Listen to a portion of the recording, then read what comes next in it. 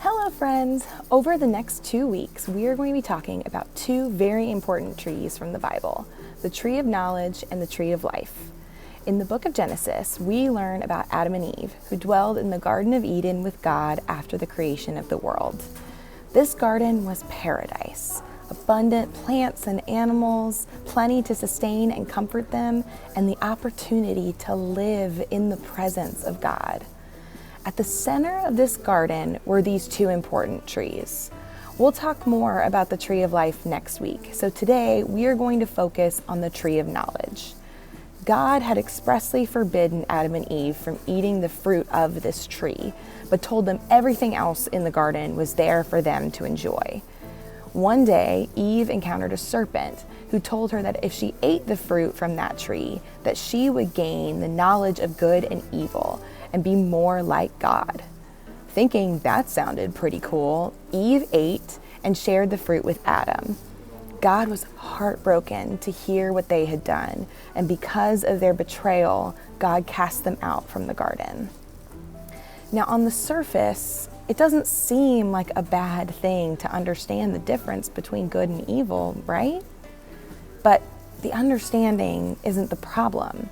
When Adam and Eve ate the fruit from the tree, they took that knowledge into their own hands, literally, rather than trusting God to reveal the truth of good and evil.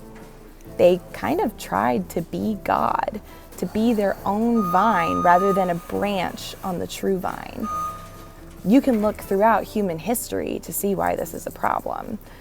When people start to define good and evil for themselves, when they start to play God, it introduces all kinds of atrocities into our world. Unlike God, people are imperfect, and like Adam and Eve, we are prone to sin. We're never going to get it all right on our own.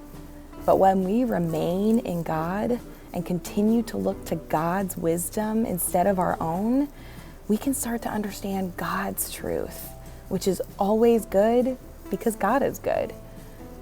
Proverbs 3:5-6 tells us, "Trust in the Lord with all your heart and lean not on your own understanding. In all your ways, submit to God, and He will make your paths straight." When we put our faith in God instead of our own understanding, we show it by our good life, by deeds done in the humility that comes from wisdom. If there is something weighing on your heart this week, I pray that you bring it to God and talk it over and wrestle with it with Him. Because God is the true source of knowledge and wisdom. And I hope to see you at Outdoor Youth Group Sunday from 7 to 8 p.m. Bye, friends.